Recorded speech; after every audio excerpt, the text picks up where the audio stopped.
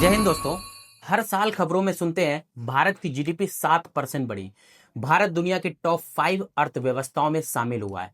लेकिन क्या आपने कभी सोचा है जीडीपी आखिर होती क्या है, और अगर जीडीपी बढ़ती है तो आपकी जेब पर क्या असर पड़ता है। आज हम जीडीपी को इतना आसान बना देंगे कि आप इसे किसी को भी समझा सकेंगे। जीडीपी की बेसिक परिभाषा, जीडीपी का पूरा नाम है ग्रॉस डोमेस्टिक प्रोडक्ट्स, यानी सकल घरेलू उत्पाद।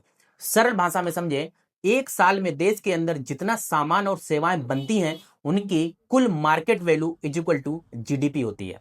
तीन बातें याद रखें। देश के अंदर एक निश्चित समय फाइनल गुड्स एंड सर्विसेज।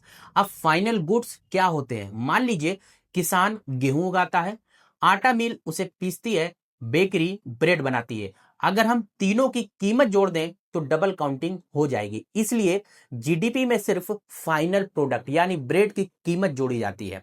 अब रियल लाइफ एग्जांपल समझते हैं। मान लीजिए भारत में एक साल में 10 लाख गाड़ियां बनी, 50 करोड़ मोबाइल बिके, लाखों सर्जरी हुई, आईटी कंपनियों ने सॉफ्टवेयर एक्सपोर्ट किया। इन सब की कुल वैल्यू जोड़ दीजिए, यही भारत की जीडीपी है।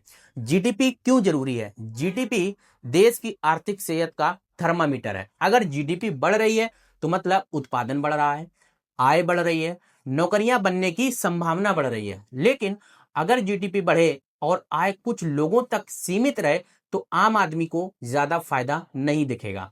अब समझते हैं नॉमिनल वर्सेस रियल जीडीपी।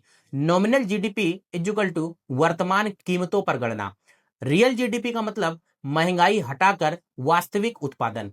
अगर जीडीपी 10% बढ़ी लेकिन महंगाई 6% है तो असली ग्रोथ सिर्फ 4% है। जीडीपी सिर्फ एक नंबर नहीं है, यह देश की आर्थिक ताकत का संकेत है। अगली वीडियो में समझेंगे जीडीपी का फार्मूला और इसमें आपका सीधा रोल। तब तक के लिए मिलते हैं। जय हिंद।